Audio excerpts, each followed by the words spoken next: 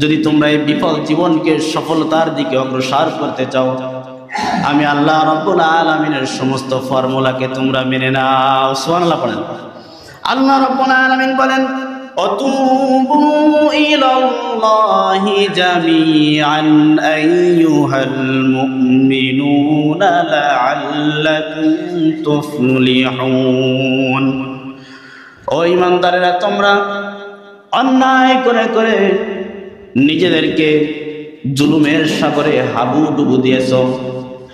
অতুবু ইলাল্লাহ, আর চিন্তা না করে তোমরা অনতি বিলম্বে যদি আমি আল্লাহ তাআলার দিকে প্রত্যাবর্তন হও, আমি আল্লাহ তাআলার দিকে যদি তোমরা অভিমুখী হও, আমি আল্লাহ তাআলার কাছে যদি তোমরা তওবা করে নাও, লাআল্লাকুম তুফলিহুন, আমি আল্লাহ রাব্বুল আলামিন বললাম তোমাদেরকে তওবা করার কারণে বিফল জীবন থেকে তোমাদেরকে আমি সফল জীবন দান করে দিব।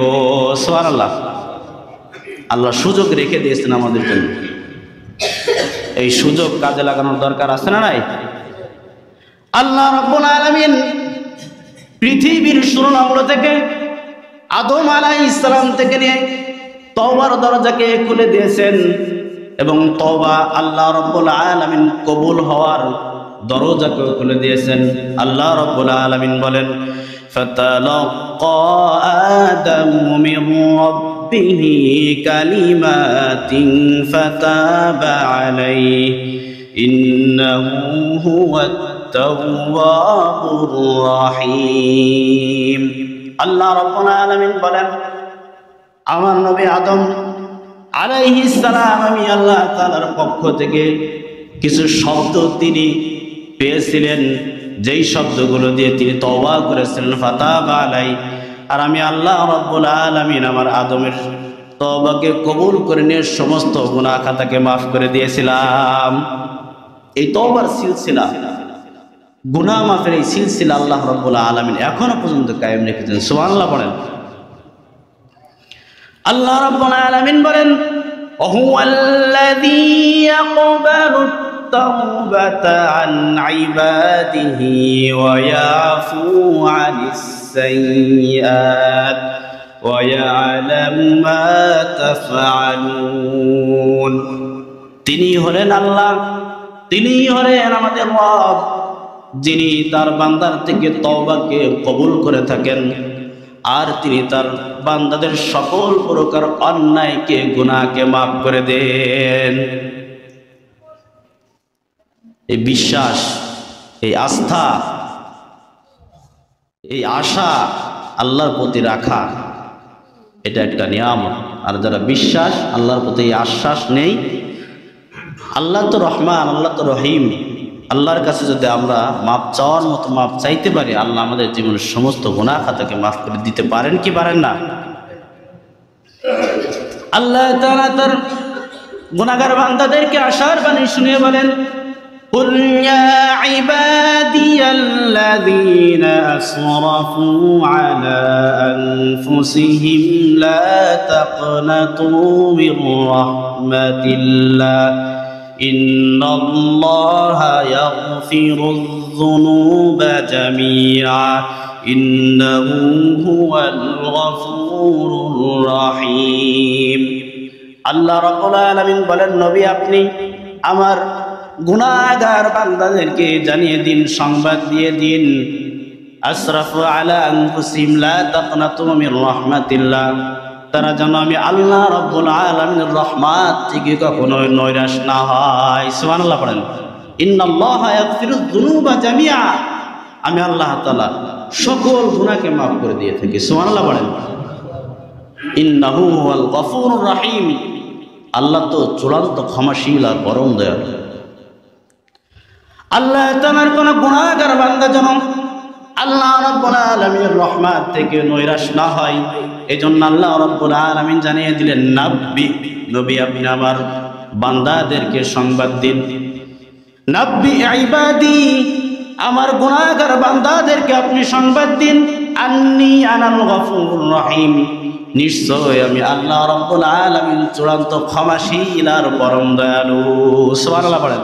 নাব্বি ইবাদি আন্নী আনাল গফুরুর রহিম, নবী আপনি আমার বান্দাদেরকে বলে দিন আমি চূড়ান্ত ক্ষমাশীল আর পরম দয়ালু। তার মানে আমার বান্দা যদি আমার কাছে ক্ষমা চায় তাইলে আমি আমার বান্দাদেরকে ক্ষমা করে দিব। 4 গুণে গুণান্বিত ব্যক্তি যারা হবে আল্লাহ রাব্বুল আলামিনকে ক্ষমাশীল তারা পাবে। আল্লাহ রাব্বুল আলামিন বলেন ওয়া ইন্নী লাগাফফারুন, আমি আমার সেই বান্দার জন্য গফফার, আমাকে আমার সেই বান্দা ক্ষমাশীল হিসাবে পাবে। লিমান তাবা, 1 নম্বরে যারা তওবা করবে, ওয়া আমানা, 2 নম্বরে যারা ঈমান আনবে, 3 নম্বরে ওয়া আমিলা সলিহা, এরপর যারা নেক আমল করবে, সুম্মা ইহতাদা, এরপর যারা আমি আল্লাহ তাআলার সমস্ত বিধানকে মেনে নিয়ে স্থির হবে আমার বিধানের উপরে, আমি আল্লাহ রাব্বুল আলামিনকে আমার এই 4 গুণে গুণান্বিত ব্যক্তিরাই রহমান হিসেবে, গফফার হিসেবে পাবে।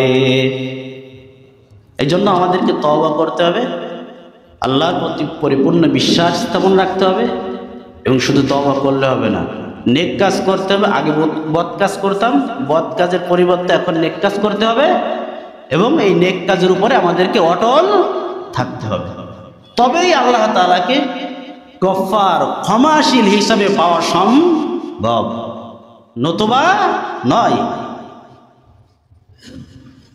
আল্লাহ রাব্বুল আলামিনকে বললাম, রাব্বুল আলামিন কেমন তওবা করলে তুমি তোমার বান্দার জীবনের সমস্ত গুনাহ খাতাকে মাফ করে দাও?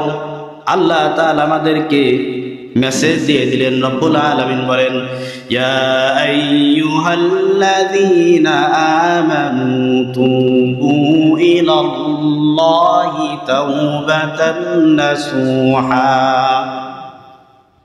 ওহে আমার ঈমানদার বান্দারা, তোমরা যদি আমি আল্লাহ রাব্বুল আলামিনের কাছে একনিষ্ঠ তওবা করতে পারো, আসা রাব্বুকুম আইয়ুকাফিরা আনকুম সাইয়্যাতিকুম ওয়া ইদখিলাকুম জান্নাতিন তাজরি মিন তাহতিহাল আনহার, একনিষ্ঠ তওবার বদৌলতে আমি আল্লাহ তাআলা 1 নম্বর পুরস্কার, তোমাদের জীবনের সমস্ত গুনাহ খাতাকে মাফ করে দিব। সুবহানাল্লাহ পড়েন।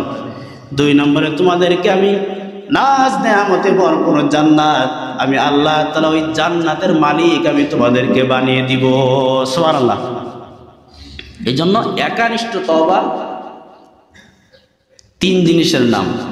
1, অতীতে যত অন্যায় আমরা করেছি, পাপ করেছি, সমস্ত অন্যায়ের উপরে আমাদেরকে অনুতপ্ত হতে হবে। 2, সেই অন্যায়গুলো বর্তমানে আমাদেরকে ছেড়ে দিতে হবে। 3 নম্বরে পাক্কা ইরাদা করতে হবে যে ভবিষ্যতে আর জীবনে এই অন্যায় করব না। তবেই এই তওবাই হলো আল্লাহ তাআলার কাছে একনিষ্ঠ তওবা। কিন্তু আমাদের তওবাটা কেমন হয়? ওই গুনাহের উপরে থেকেই আমরা তওবা করি, ঠিক কিনা? গুনাহ আপনাকে ছেড়ে দিতে হবে, অনুতপ্ত হতে হবে, এবং ভবিষ্যতে আর গুনার চিন্তাও করা যাবে না।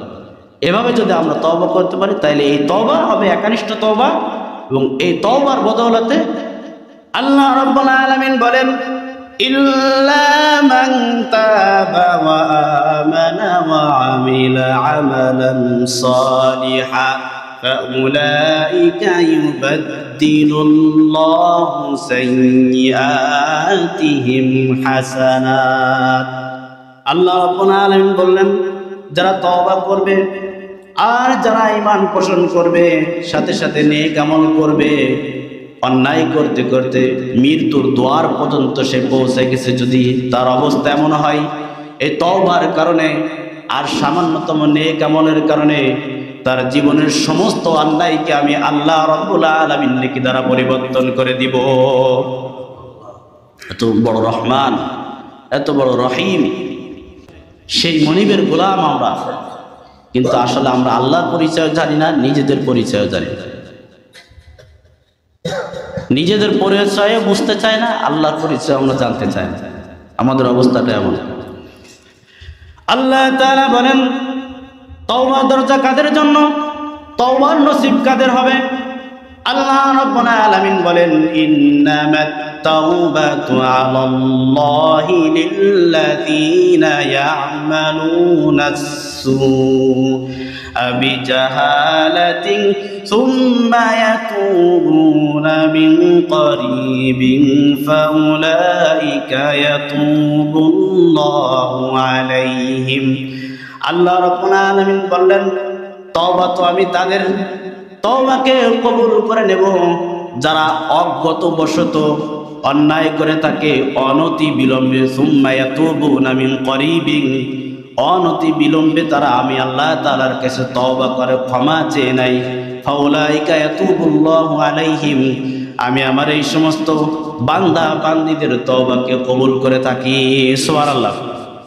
কিন্তু অবস্থাটা যদি এমন হয়ে যায় যে অন্যায় করতে করতে একবারে মৃত্যুর দ্বার প্রান্তে পৌঁছে গেছে, মৃত্যুর গড়গড়া শুরু হয়ে গেছে, যদি এমন হয়ে যায়, আল্লাহ তাআলার বাণী, ওয়ালাইসাতিত তাওবাতু লিল্লাযীনা ইয়ামালুনাস সাইয়্যাত, যারা ক্রমাগতভাবে অন্যায় করতেই থাকে, ওয়ালাইসাতিত তাওবা, আমার কথা নয় আল্লাহর কথা, ওয়ালাইসাতিত তাওবা, তাদের জন্য কোনো তওবা নাই।